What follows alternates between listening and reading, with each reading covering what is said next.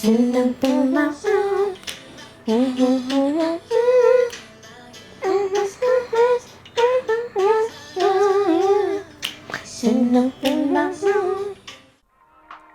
is Mentally Dope. Join us, Charmaine and Jasmine, two Black licensed therapists, as we build a bridge between mental health and Black culture. Come on, it's gonna be dope.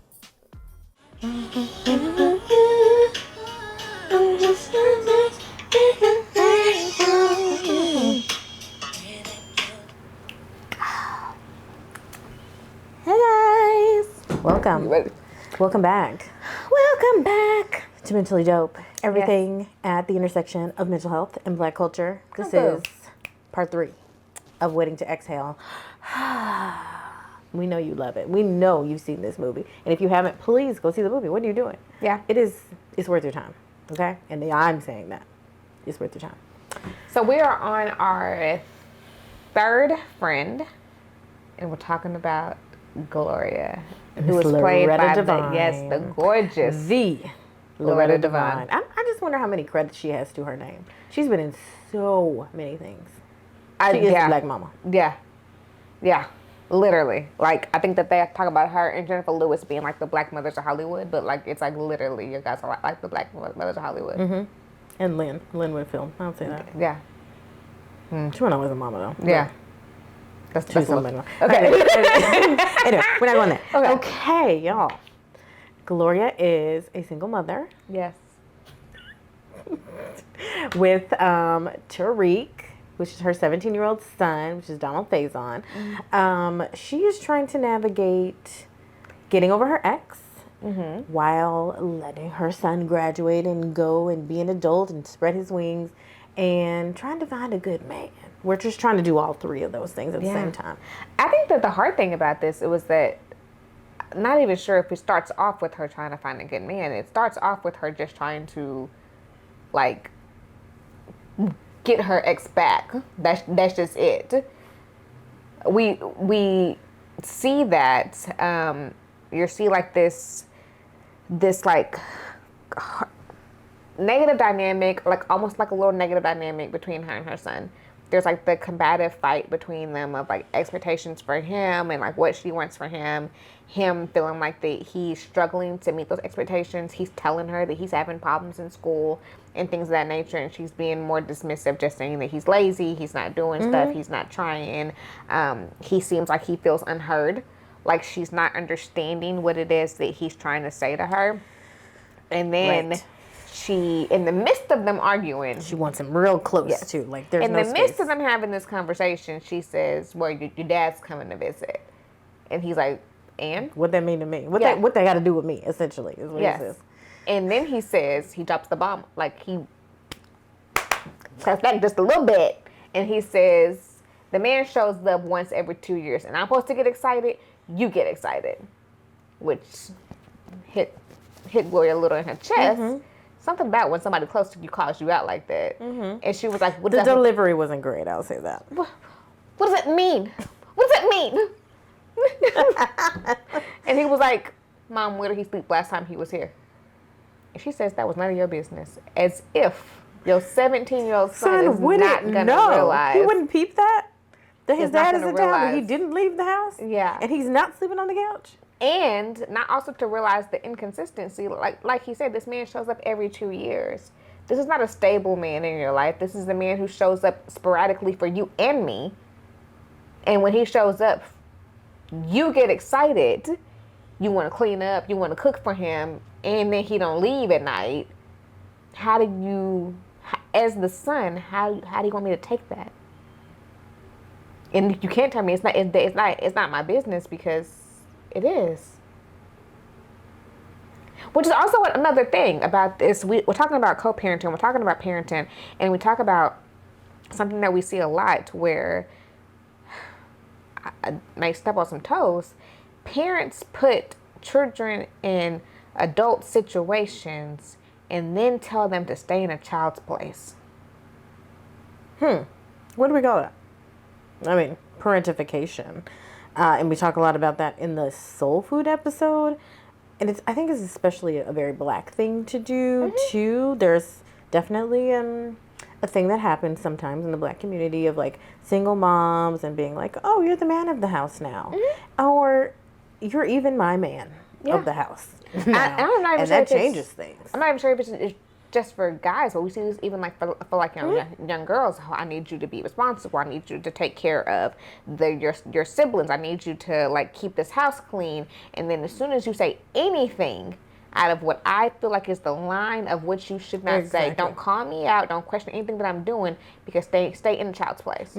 Or you want to know something or know what's going to happen because it affects you, because you're taking care of everything. So you're nosy. You're in people's business when really like you also take care of the clothes and the laundry and the kids. So you need to know what's going on in the house. Who's going to school today? Mind your business. Exactly. Stay in the grown folks' business. But you treat me like we coworkers, Sally. So like what's going on? Yes. Which is, an issue with that. But like you said, in this situation with Gloria, we saw where his father, Tariq's father, was gone. Don't really know how long he had been gone, but that he was not consistent in their life. He would just pop up randomly. There was a definite negative relationship between him and Tariq. Very negative, like, which made me... It's kind of weird. Yeah, it's very, very weird, the relationship that they have. There's something about parents who, once again, put a child in an adult position by saying, you're responsible for this relationship. By saying that the child is responsible for this relationship. If the child wanted to talk to me, they'll call me. If the child wanted me to be around, then they would reach out for me. No. Just no. As far as parenting, no. No. And maybe it was more frustration because, again, he came over to the house to see his son. Gloria arranged for her son to not be at the house so that they could have alone time. Yeah. And he's like, no. Like, I'm not having a relationship with you. I'm trying to have a relationship with my son. So if he wants to be involved with that, call me. But then also the hard part about that was the ultimatum that he put in that too. Exactly. For him to say he has to make the first move. And if he does not make the first move by tomorrow, I'm done reaching out.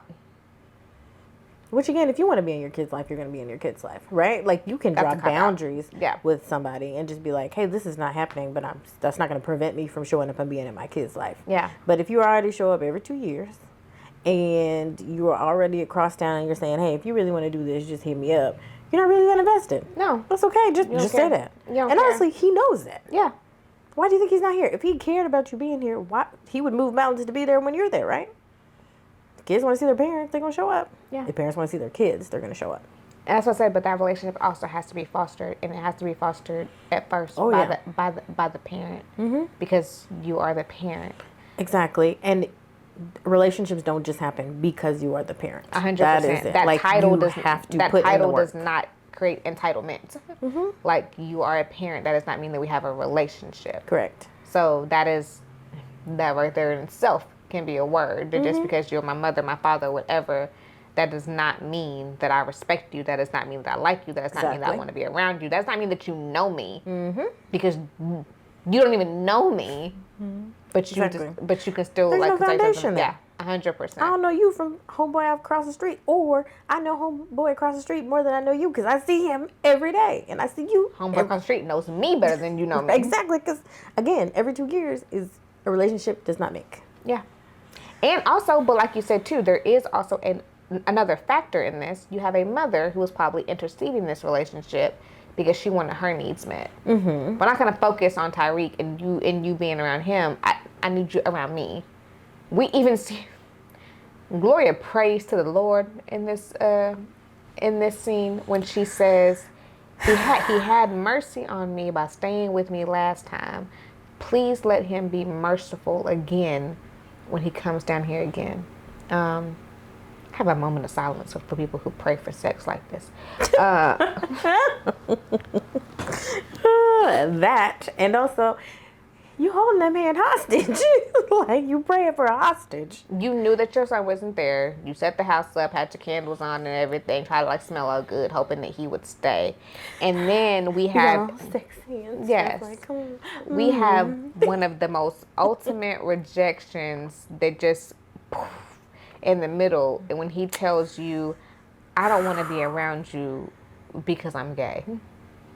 And she says, "Oh, I thought that it was because I had gained weight." Like Gloria put everything back on her weight, and she was like, "Okay, well, it's because I gained weight." And he was like, "No, I don't like women." And her first response was like, "You ain't gotta lie because you don't like me. Like you're making it up. You don't have to be rude about it." Yes. There's no need for that. That's not what he's saying, babe. That's not what he's saying. It's not about you. It's not. It has never been. Okay. He said, I was going through some things. You were bypassing, I'm pretty sure, a lot of red flags. And again, the man doesn't want to be there. So whether he was gay or not, he don't want to be there. Yes, gay or not, he don't want you. That's fine. That's his preference. Like let's let it go. But you cannot hold somebody else. Yes, don't get me wrong. It's hurtful. There's some grief in that, and like all of that. Like rejection does not feel good. No, but it is manipulative too. But there is also a level of us holding on to hurtful situations a lot longer than what we had to. This man had clearly been rejecting her and their son for years. Your son is 17 at this point. Almost we have to be able to let it go so that we can move on. Because clearly he had. But she just wasn't ready. And I think part of it, or she makes it seem like she thought that's the best she could do. Like, we're already here. He already has ties to me. He really can't go anywhere because of this tie to me. Mm-hmm. So I'm just going to try to make this thing work. Yeah. Instead of being like, no, I have value and I can find somebody else who sees my value. And I have value outside of these things. Mm-hmm. Because once again, we're looking at how society has looked at us for a long time, that our value is like, within our body. But more than that, Gloria is a good woman. You want to know why she's a good woman? Because she can cook. Yep. Because she can keep a house. And she can do hair. She can do all of the feminine things that women are supposed to resourceful in those ways. Yes, exactly. And she knew that. She can have a baby. So look, there she is, extra woman or whatever it is the stereotype is. And like, no. But that's where she thinks her strengths lie. Mm-hmm. And that's what she has. And if there's somebody that doesn't appreciate that, that's close to me, there's something wrong with me. Yes. And the hard part about that is that because those were where her strengths lied, that's what I'm going to lead with. And that's also why I'm going to think that something's wrong at. So my question I'm always saying is that it's me. I'm overweight. I'm too big. Mm-hmm. We even see those that. Those legs was laying, okay? Baby, so I don't know what you're talking about. Baby. But then we even see that in the next scene where she goes and she meets her new neighbor. And it's giving real thirsty. I'm not gonna lie. I'm sorry, Gloria. I loved Gloria, but Gloria was giving real thirsty vibes. We know that feeling. Like, we've all had a feeling before when you go to the grocery store and you really hungry and you start grabbing everything. Everything looks good. Uh-oh. I ain't had this before. I'm gonna eat this too. Step on some toes now, cause look. Listen, but that's how Gloria was acting. Gloria walked over there like she had never seen a man before, like no one had ever stared at her before. She was just like, But you see it flipped, because she came over there to be nosy. She definitely did. She said, who are these people moving in? Do you know anything about them? Like trying to get the tea. And then he's like, well, actually, it's me. I'm the one moving in. And she's like, like she just completely melted. Loretta Devine fashion. I'm just like, oh my God. And then just, we lose it. We're just like, must have man near me. Like, need, like that. Locked in. I need this one. And then she's like, you want dinner? No? Are you sure you don't want a dinner? Because I have. She went through the whole list. I got some candy yams, some sliced hams, a little turkey, a little collard greens. Mm-hmm. Like, she went down beans, greens, splitters. You name it. She said, I got everything waiting for you right now. So what you trying to do? And then she also, you know how this happens though. We try to tear down ourselves before somebody else can do it. So I'm going to lead with an insult about me. Oh my gosh, so after she lists off the whole Thanksgiving dinner to him, then she says, but I don't need to be eating all that with my big behind. As if that was going to tear into her a little bit for it. Like, let you know that I'm going to call out my shortcomings first. Mm-hmm. And he didn't laugh. No. It wasn't funny to him. No. He said, my ex-wife, my past wife, was big. So what you trying to say? Like, I love it. I'm here for it. That's what he basically said. And then what she do? In true Loretta Devine fashion, and then she walks. Well, we decide she's gonna give him a plate. She switches on out of that thing like Switches hard. like she's the on best fire. walk ever. Okay, she said, "I want you." She said she turned around. Oh, I know he's not watching me as I walk away. She turns around. Oh, yes, he is. Oh my God. Best scene. I loved it. Loretta Devine is excellent. But then we see that not only we see that her goals are there. She wants a man for herself. She wants a man, like she wants a father figure or a man like around, a healthy man for her son. But you're saying the issue is not that she doesn't know what she wants or what she needs. Her goals were there. Yeah, how she was going about getting it. And that she was very desperate for it. She would do anything for it. But we also see what we see, and if you guys have been watching part 1, part 2, we talk about when we become so hyper-focused on wanting something that when we finally get it, we're not even sure exactly what it was that we were so hyper-focused on wanting. Mm-hmm. It's blinding. Yes. You can't see anything but that. And then you get there and you're like, this is what I wanted. Yeah. This is what I spent all this time doing. Yeah, this ain't quite, this ain't lining up. This ain't aligning with what I said. It ain't gave what it was supposed to have gave. What it was given. Or what I believed it to be given. Exactly. So she says that she wants a man. She wants a man for herself. She wants a man for her son. She starts spending time with the neighbor. And they start... What's his name? In the movie. Gregory Hines' character. What is his name? Well, I don't know. I forgot. Okay.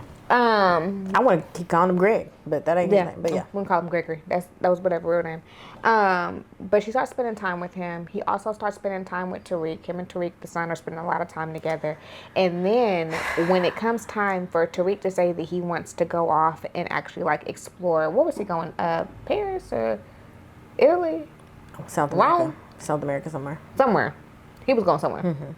He wants to go somewhere. She was scared. She didn't want to let him go. And then when Gregory agreed and was like, I actually think that it's a good idea, she got pissed off and she was like, no, this ain't what I want. You're supposed to be here. You're supposed to be silent.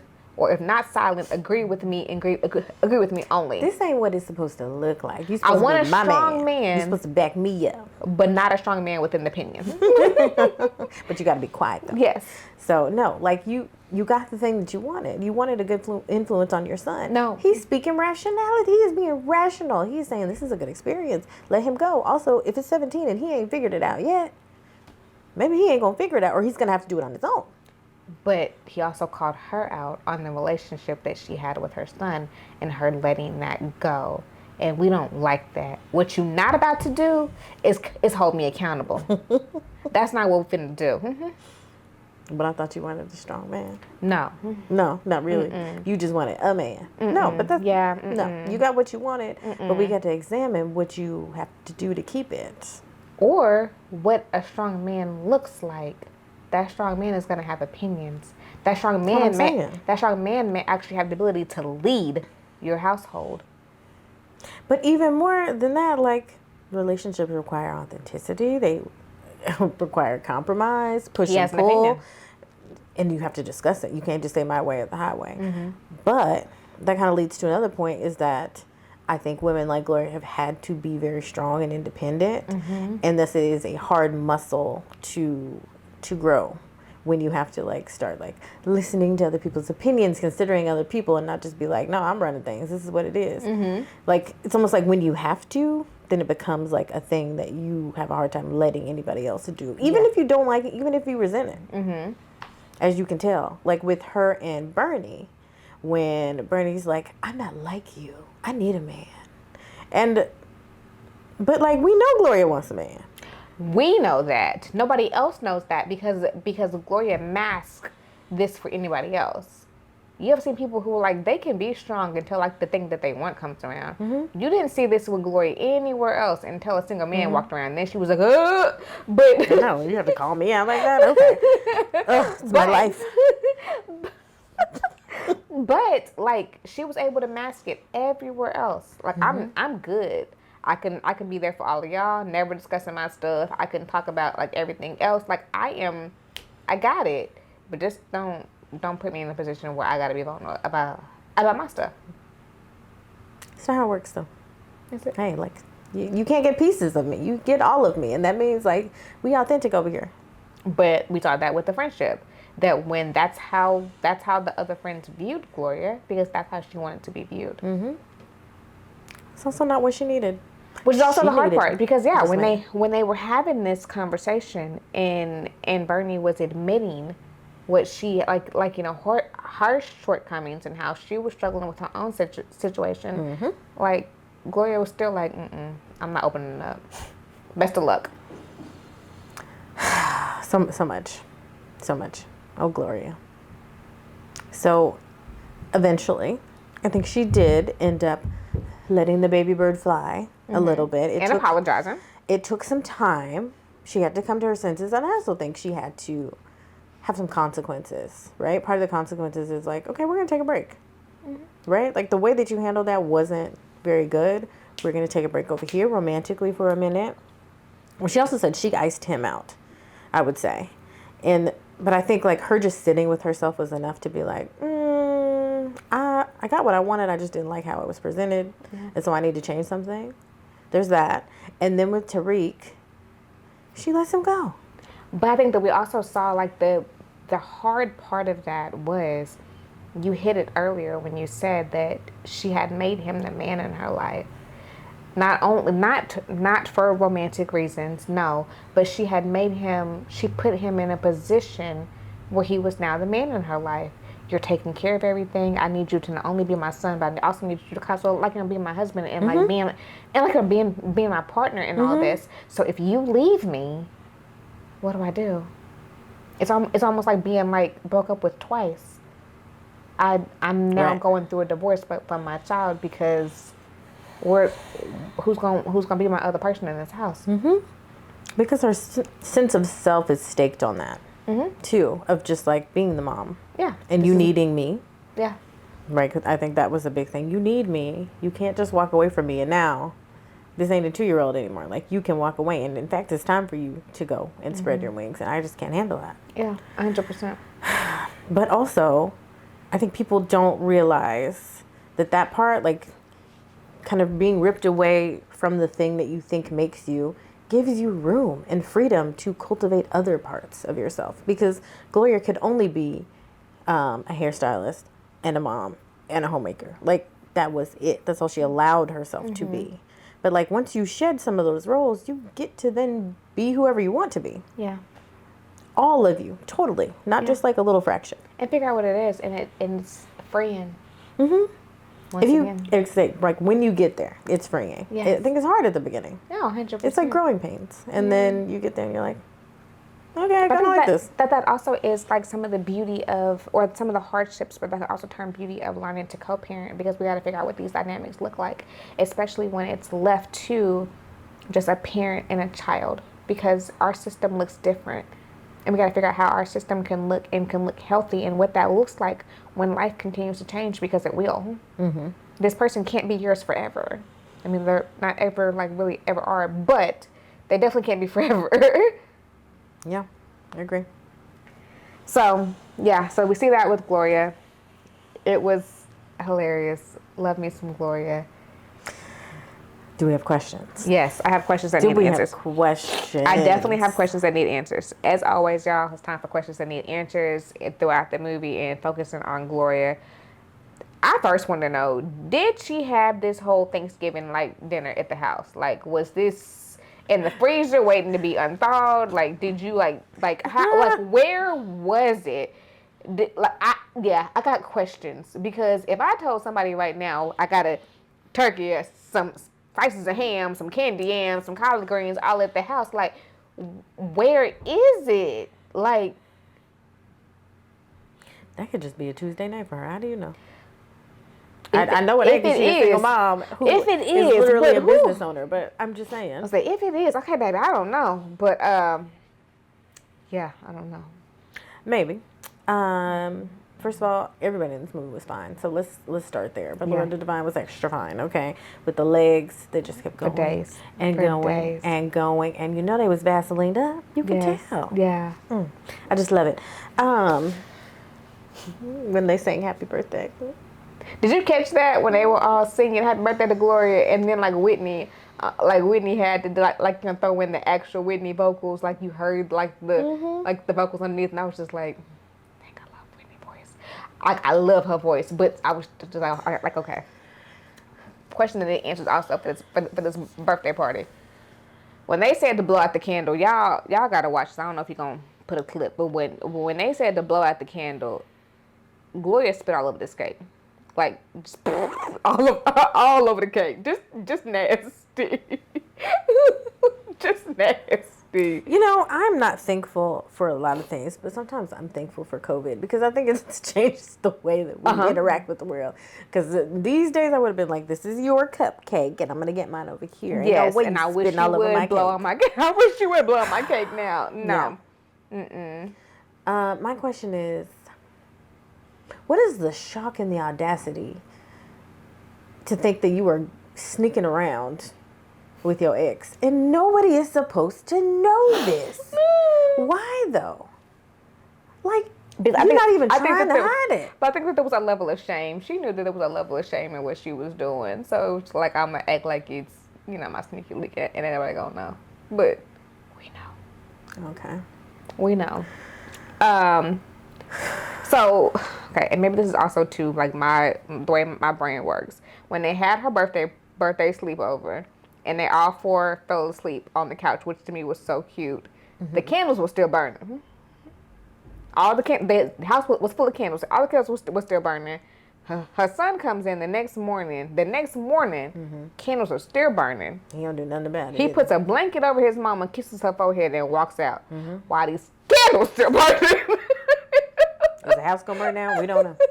Don't nobody care. Why are the candles still burning? I think everybody was inebriated and it was out. So okay. If the fire was gonna happen, I guess it was gonna happen. Funny scene for me, and maybe it was a question that needed answers, but it also reminded me of like people that I know when Gloria was asking Savannah and Robin, did they like Bernie's hair?